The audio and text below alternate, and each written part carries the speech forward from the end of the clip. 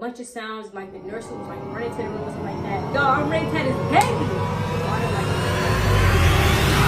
Like, she's gonna get paralyzed. Like, I've been all in my phone, I got options, and I don't wanna tell you to drop it, but I don't wanna play your fair. Yeah, something that makes me look at you too often. But baby, you can give it something. What's up, YouTube family? It's your girl Dior and your favorite boy Jay here, and we back with another video. And in this video today, I'm going to be giving you guys my detailed labor and delivery story. Before I start this video, I want to start off by saying that I am not promoting teen pregnancy in any sort of way. I'm just sharing with you guys my experience. So hopefully you guys can learn from my experience and learn not to get pregnant as a teenager like I did. But enough talking, let's just go ahead and get straight into this video. Okay guys, so to start from the very beginning of the story, we're going to fast backwards until June 23rd. So June 23rd is the day that my water officially broke. Y'all, the way my water broke, it's not like no super crazy story or super traumatic or anything like that.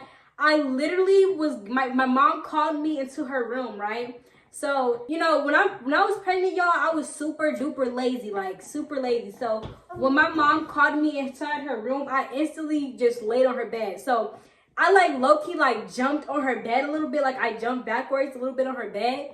And then as soon as I like hit the bed, my water broke. Like yeah, you remember that?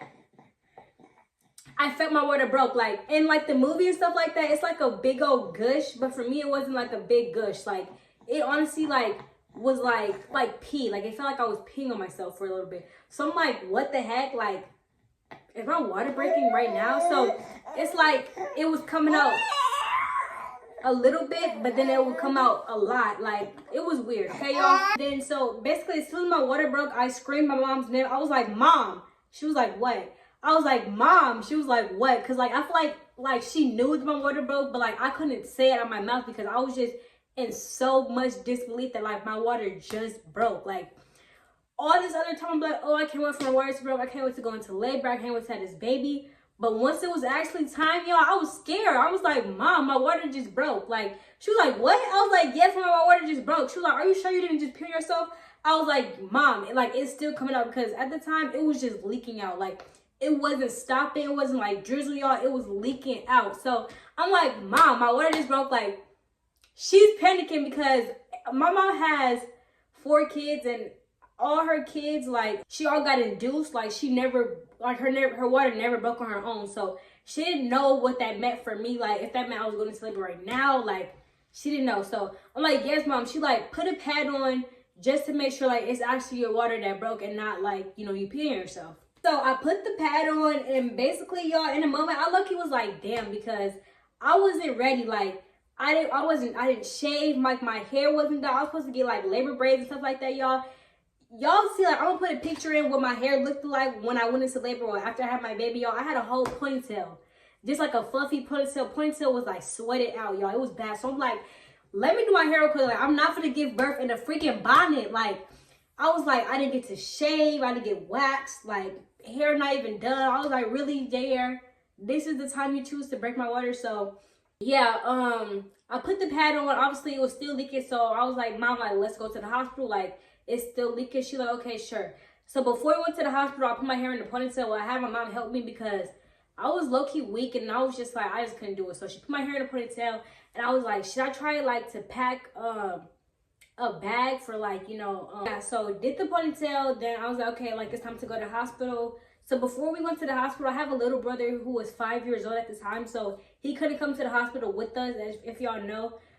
Like young kids like that, they're not allowed to go to the hospital. So we had to drive, pick up my older brother, get them food, then drop them all the way back at the house, then drive all the way to the hospital, y'all. So all of that took like an hour itself just for me to finally get to the hospital. So I get to the hospital and I basically tell them like my water broke, like admit me basically, like, y'all, I'm ready to have this baby. So boom, she's like, okay, we have to test you first to make sure like this is actually you know, fluid from like your water break and stuff like that. So she was like, I can tell that your water did break because like you're literally leaking right now as we speak, but like it's just protocol that we test the fluid for make sure it's atomic fluid. Okay, cool. Basically, that just means like they give you a cervical check, and like when they do the cervix check, they check to see how many centimeters you're dilated. And basically, as soon as they like opened, so I can get my cervix check, y'all, a lot of my water, like my atomic fluid, just gushed out. They're like, girl, you are a water bag. Like, your baby was in here with a bunch of fluid. So yeah, we did the test, and obviously it came back that it was my fluid, like my water broke. So, but okay, you're gonna sit in triage for a little bit, just until we find like a labor and delivery room that's available for you to go in. So I sat in triage for honestly maybe like 10 minutes, and I'm just sitting here with my mom, like we in such disbelief. My mom like, oh my gosh, my baby finna have a baby. And I'm just like, oh my gosh, I really finna have to push out this baby in a moment. Okay, so we get to the labor and delivery room and stuff like that, y'all. It was a big room. I'm not too sure if I took any video and stuff like that, y'all. I'm gonna be including all pictures and all receipts and stuff like that on the screen for like, so y'all can see. But the room was so big, y'all. When I first saw like, like the little baby warmer thing, like where the baby going, y'all, everything felt so real to me. I'm like, oh my gosh, like I'm really finna have a baby. Like, I took a picture of that, everything, y'all. So my nerves was like really high. They was telling me to eat stuff because if I get an epidural or if I have to get any surgery, I can't eat during that time or drink. So they're like telling me to eat. So my mom had bought me some, what was it? I think it was,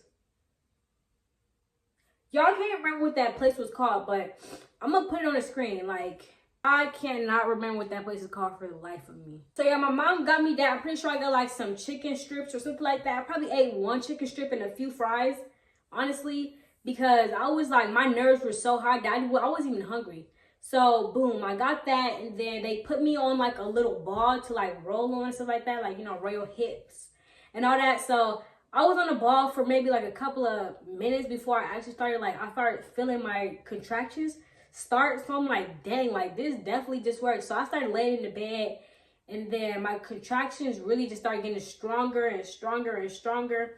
So within like 2 hours, maybe 2 to 3 hours, I can't remember. All I know is that it was like dark time, probably like kind of dark time by the time I got my epidural, y'all. I was begging for that epidural.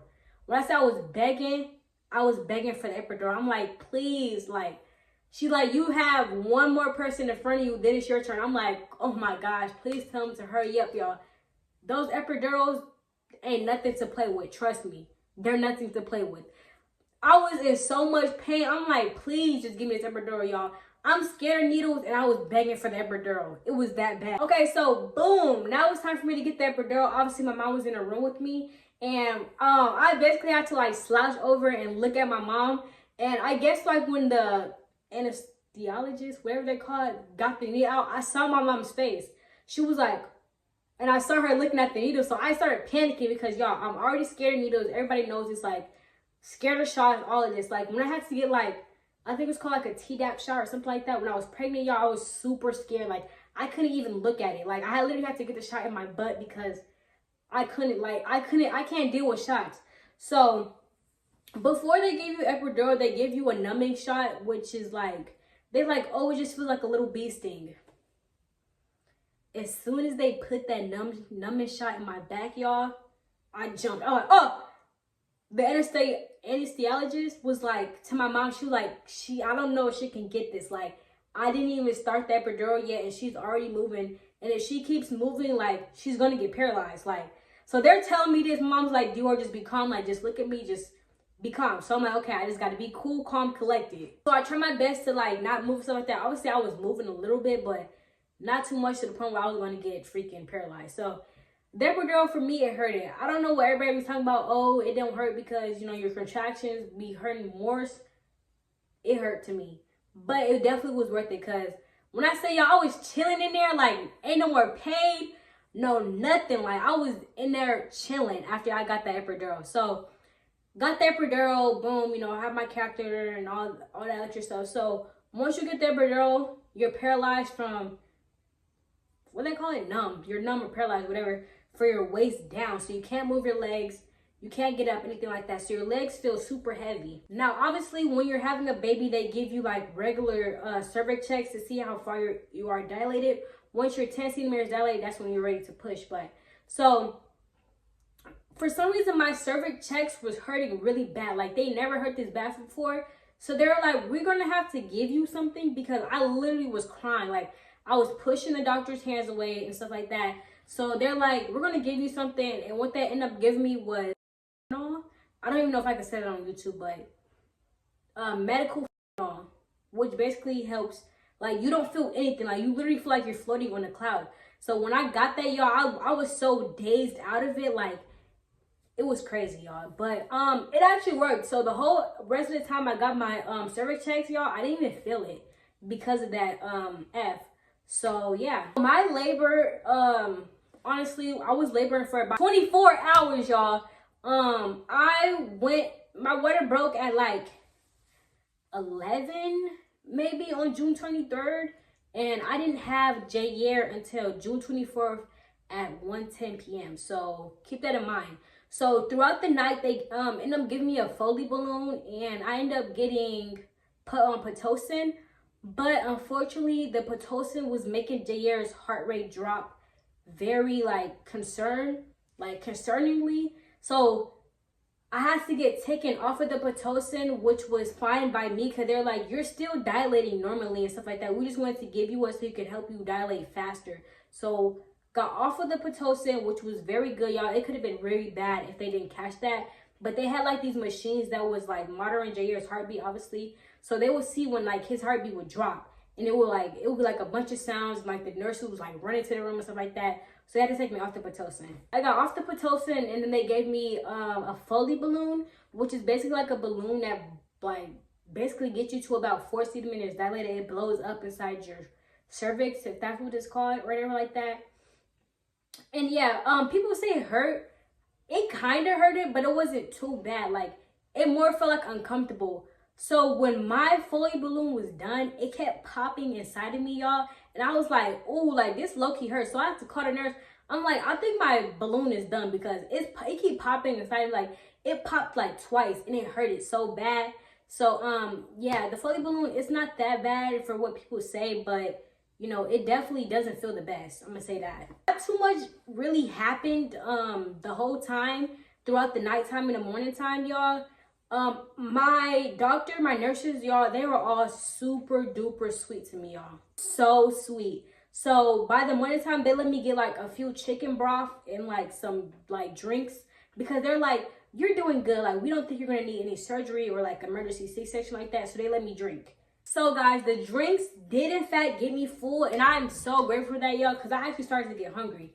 So we're gonna fast forward to the time it's time to push this little boy out, y'all. It was around, when did I start pushing? I think I started pushing around like 12 o'clock or 12:30. I think I was pushing for like an hour or maybe 30 minutes. So we gonna say 12 or 12:30. So when people say you know when it's time to push, trust them. You know exactly when it's time to push. Like, it felt like I had to take a poop. Like, so before then, they would give me like practice pushing, because I was already at 10 centimeters, but they had gave me like a few practice pushes, because I was already 10 centimeters dilated, but they wanted to wait a little bit longer until like Jair moved himself a little bit more down, so I wouldn't be pushing that long or tear. So they were trying to wait for his head to like drop a little bit more. So I was like, y'all, I can't wait. Like, I have to push. Like, I literally have to push right now. The nurse was like, wait, do not push, because we need to get the doctors in here first. So I'm like, girl, I can't wait. Like, we need to start pushing this minute. Like, I literally started pushing by myself, because I'm like, bro, like, I can't do this. So they put my legs up there. You know, my mom was holding the leg, then my nurse was holding my other leg, and they're like, okay, it's time, so push. So basically my pushes were, they had me push for I think 10 seconds, and then stop, and then push 3 more times. So it was like that. Those were my pushes. Y'all, when I say I was out of energy, my energy was drained. Like, it was so draining. So if y'all have a lady and she just pushed out a baby, be sure you be nice to her, be sweet to her, all that, because pushing out a baby literally takes so much energy out of you. So I pushed, and I think I pushed like, I don't even know how many times I pushed, y'all. I literally pushed like for so long. I literally was exhausted. Like, I was like, I can't do this anymore, y'all. Like, I can't. My nurse was like, yes, you can do this. Like, you got this. Like, you're doing amazing, y'all. Nurses, they were so sweet. That's all I can say. They were so sweet to me.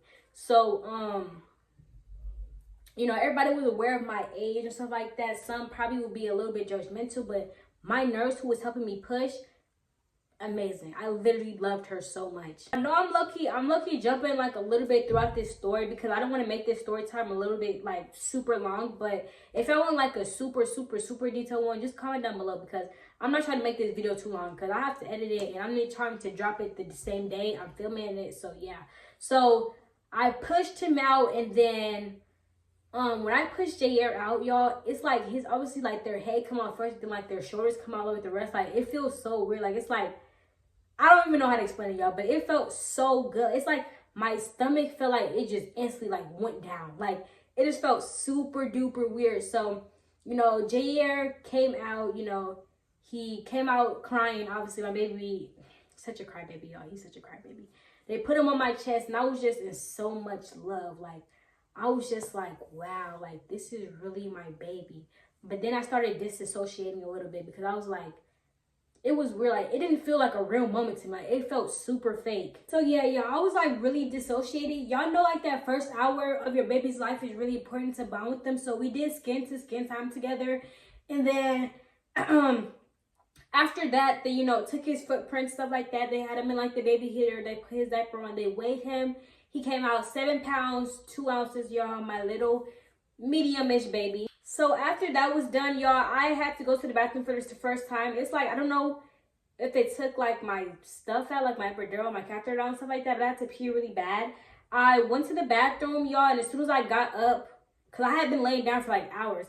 So as soon as I got up, it's like just so much blood comes out of you and stuff like that. So yeah. I went to the bathroom, which was my biggest fear. It wasn't that bad. I didn't poop until like a week, maybe for like 4 days later. I don't know.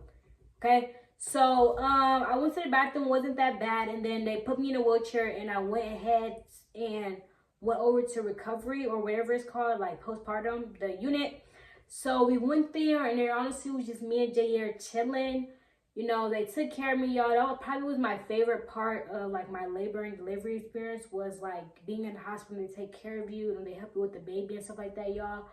But yeah, y'all, that was my labor and delivery story. If y'all want, like, you know, to know more, or if you have any questions about it, comment down below. Please like, comment, and subscribe. And thank you guys so much for watching the full video. I love you guys so much. And we're going to catch y'all in the next video. Bye.